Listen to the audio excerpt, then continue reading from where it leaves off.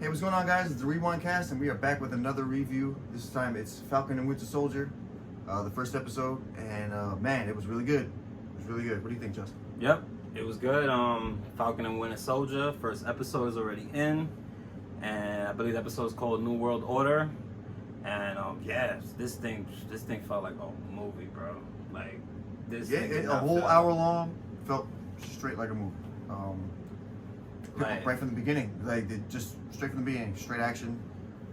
We get to see this guy from Captain America Winter Soldier, yep. the villain he fought from the first one. Yep.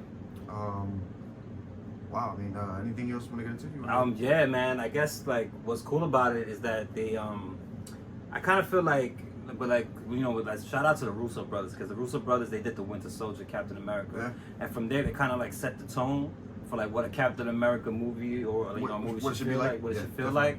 So what I got the beginning of watching on Winter and Falcon, I was getting reminiscences of the first Winter Soldier, like when Captain America goes in, when Captain America goes in, to the on the ship, Falcon is doing it on the plane. So it was basically the same techniques, and he was actually fighting the same bad guy again, which was actually a Winter Soldier.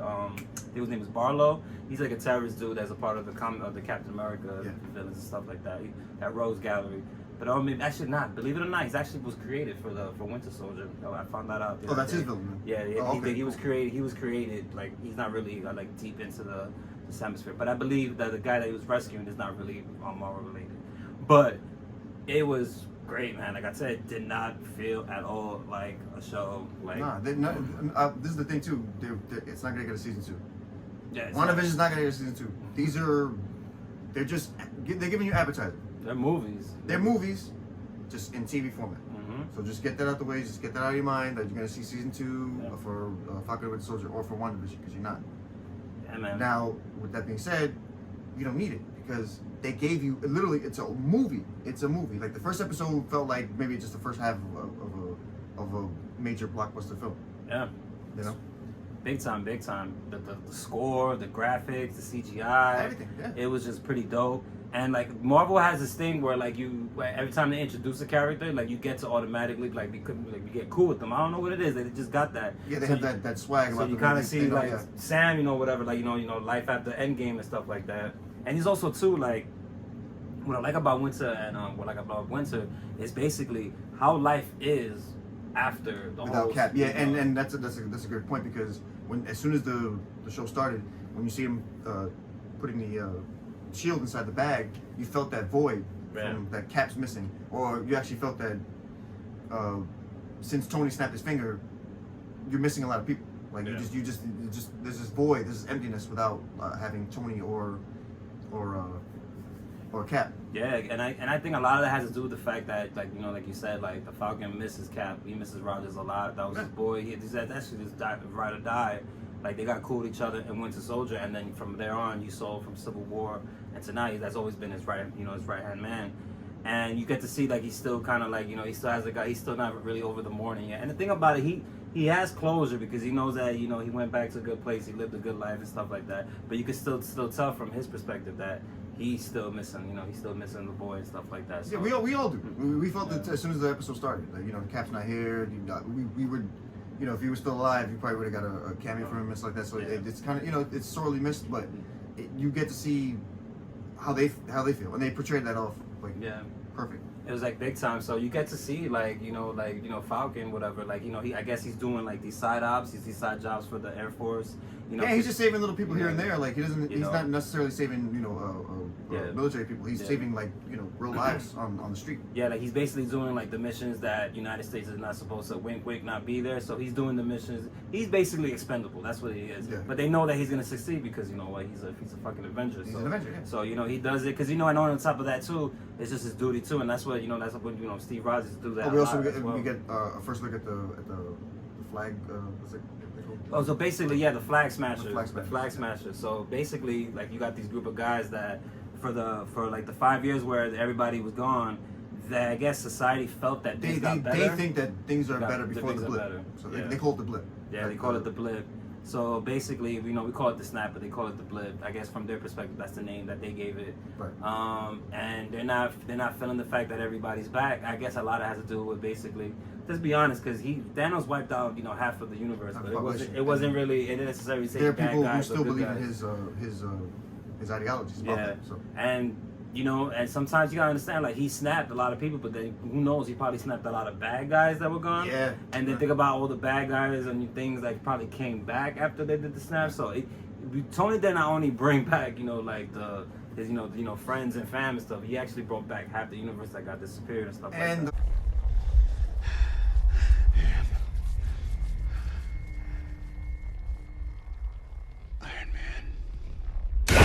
The other parts that were missing, because obviously we know about the Fox deal with Disney, so that opened up room for Fantastic Four, X-Men, and a bunch of other characters that we wouldn't have got if Tony didn't snap his finger. Yeah, that's also which was cool. I noticed that the guy was like, he's talking about Tony.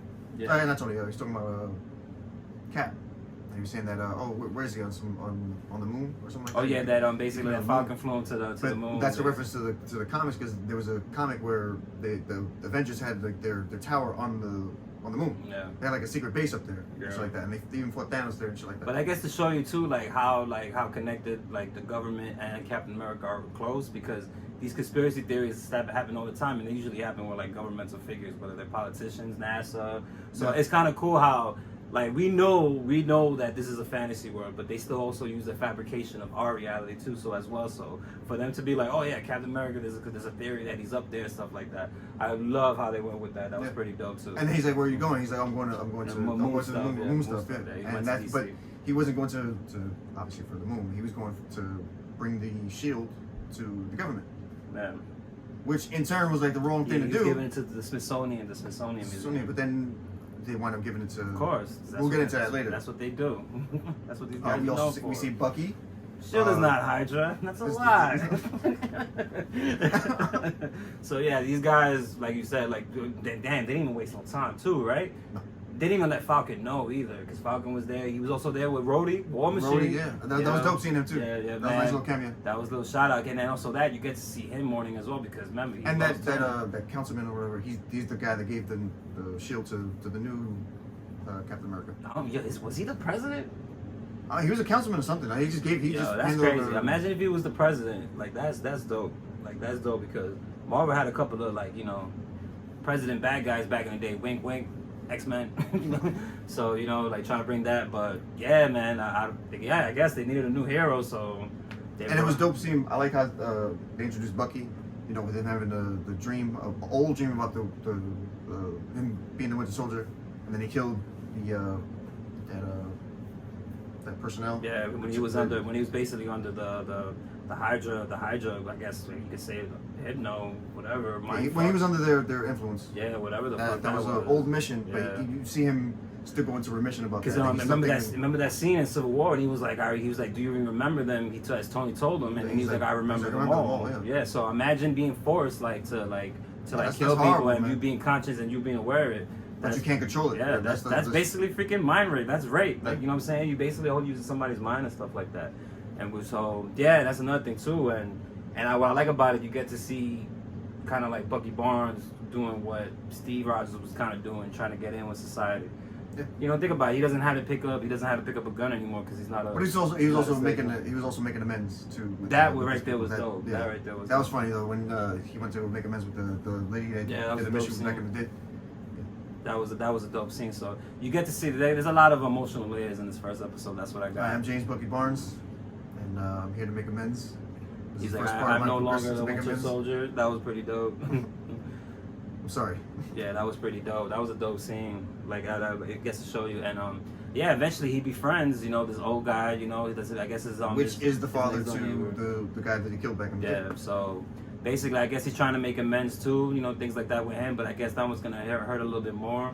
Because you can see he wanted to tell him, but then he chickened out. Yeah, he chickened out once he saw the shrine. I'm not gonna say anything. He was like, that shrine is there because of me, So definitely. So it's kind of sad to see that, where his mind at is and stuff like that. We gotta go look at Zemo. We gotta go look at Red Banshee. There was a lot of from the trailer. There was a lot of stuff like that leading to the future. But I really feel like Like with this, it was a perfect first episode. You know, you couldn't ask for more. And also too, like I was getting back to that point, like I was saying, the 5-year thing. Falcon and his family, his sister, I guess they have this company, this fishing company, and they're not making any money. They try to get a bag of and then try to get a loan, and then the guy, because they had no form of income coming at all whatsoever. Because that was because of the snap. Yeah, because that wasn't his fault though. Yeah, that wasn't his fault. So that gets to show you how. What ticked me off the most is that he asked for a freaking selfie and shit like that. Oh yeah. Cool, pro bono right in the beginning, and then. Oh, I'm sorry, I can't give you this loan because you're not on file. And not only that too, he's not gonna go all out his way because he's gonna be like, hey, wasn't you cool with Tony Stark? Don't y'all like Avengers got money? Like, why are you asking us? But yeah, that's the so that was kind of messed up shit. That was kind of a messed up shit on the bankers thing. That was. Like, yo, dude, like I probably brought your mother back, and this is how you're not gonna give me like a fucking loan. So that right there was kind of messed up, and you get to see the ramifications of being gone for 5 years. Like that is crazy. Like that is crazy for Peter Parker to graduate at 17 when he's supposed to be 21 at that time. He's supposed to be 21 if that never would have happened. So, yo, like Thanos robbed a lot, and I'm also kind of show you that that's what I love about Winter Soldier, because I feel like it's one of the most political movies out of all the MCU. Like I'm sorry, I'm really into like a political guy, and think about it. These people haven't gotten like no protection whatsoever with 5 years, like because they can't get a bank loan. Yeah. So you will feel that the government's gonna have like some kind of institution program to implement, let's say help people financially for being gone for 5 years and things like that. So that gets to show you how the Thanos thing and everything, like things are not back the way they used to be at all. Like there's a lot of things happening right now. The world is really, really messed up. Like really messed up, and I'm curious because we're gonna see that firsthand with these guys. You know what I'm saying? We're gonna see it. And I mean, what was weird though, because I know in WandaVision they almost at the end of every episode they had a little teaser, like they was towards the next episode. They didn't. The first episode for this one, they didn't have a little outro like the normal Marvel outro. Yeah. I was kind of let down by that a little bit. I guess maybe with the first one, they probably they didn't do it because I think the first episode was the longest one. I think the second and third ones are gonna be 45 minutes or 30 minutes. I'm not too sure, but the 30 minutes it made sense because WandaVision was trying to be an action show and disguised as a sitcom show. So the 30 minutes worked out well for it. That's why WandaVision was such a hit. But with this one, yeah, man, there's only 6 episodes too, so I'm really feeling like every episode is gonna be gangster. Yeah. Like 6 episodes. Like we an hour straight. That's almost like when you watch Sherlock on BBC. They're an hour and a half long. Yeah, like we already just. And there's only 3 episodes. So yeah, we just did week 1 already. Like we just got 5 to go, and that's it. Yeah. Like that's it. Like that's a. So I feel like these. You can't miss a beat. Probably. Not at all, because these next 5 episodes are gonna be crucial. Yeah. So yeah, like they like we said, like the episode's called New World Order. This group of guys, they going against something they call the Flag Smashers. They don't like governments. They believe in a one world government. Back to the conspiracy theories, because there's a lot of people that in our reality, in our world, that think that there's a one world government or there's some type of thing going on. So like I said, it went back to the conspiracy theories, like through a fabrication of our reality with their reality. So that's what made it more dope. I guess that's what making us draw more closer to the MCU, even though we're already close enough as it is. Yeah. And I'm curious about the how they're gonna get the shield back from the new Captain America. They showed the big reveal, and it was this guy.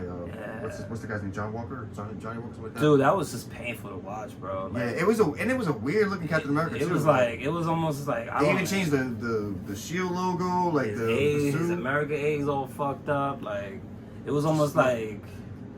It was almost like you try to convince me that these are. It's like when you ever go to Party City and you look for like a costume, and you want like the Batman one, but it's like the Batman with like the ears like back here. Oh shit. Yeah, like, that's some funny shit. It was one of those fucked up costumes. Or like even if you try to sell me dude, these are not Fruit Loops. Those are the bag Fruit Loops. That's the 99 ones, the 199 bags and shit. This is great value. This is a Walmart brand, Captain America. We don't want that. We don't want Walmart Captain America. We want. But that was that right there is gonna be curious. This is America's shield.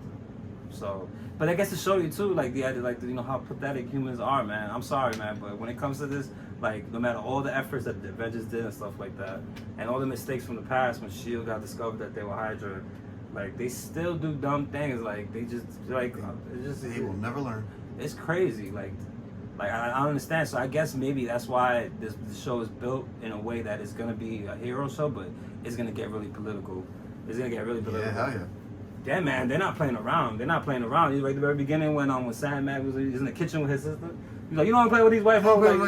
Like we was just almost like, oh snap! Like this is actually feeling like something that's actually happening right now. So I guess with the blip, it's kind of similar to like what's happening, you know, financially and things like that with COVID and people needing help and stuff like that. That's true. So this is going to be a very political show, and people have no idea that they're going to be in store for it. And I think it's going to be a huge like step that Marvel's going to take. Yeah. That Marvel's going to take. And also, you also don't need the main characters from you don't need the original Avengers to make a good content. Yeah. You know, you have characters like Falcon, Winter Soldier, Scarlet Witch. Yeah. And it also Vision, goes good too with the philosophy Hawkeye, of Captain America. She-Hulk. Like these characters, they're not like the main Avengers that everybody knows. You know, Iron Man, Thor, Hulk, and shit like that. But they're crucial characters.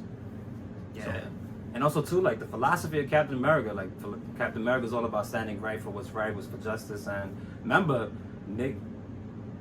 Steve Rogers and Nick Fury, like he worked for him and stuff like that. But I remember in Winter Soldier, when the dude had those aircraft carriers and they were targeted to like everybody that they know that's on the list. And he's just like, that's not you're not ruling, like you're ruling with fear, like, you know, that's not the right way to do. That's not the American way to go. But he was like, that's how we've been doing it since. Remember, he has a time gap. You know what I'm saying? He has a huge time gap. Yeah, he missed that whole movie. Yeah. He was frozen. So that's why he always goes by the man out of time. I guess well, not frozen. He was frozen. That's what like the villains always like throw at him, try to make him feel bad, man out of time and stuff like that. But you know, he is a man out of time, and you know, and now we can see that. That doesn't mean anything because that just the man that has the heart is still there. That doesn't have to change. Yeah. So look at that. Like his mentality, his old school mentality of bringing like Fort Justice and stuff like that, brought the destruction of SHIELD, aka Hydra, and I think that's gonna be one of the responsibilities of carrying the SHIELD too. Like he's carrying also that philosophy. Because he even told him in the beginning. He asked him, he's like, "What does it feel like?"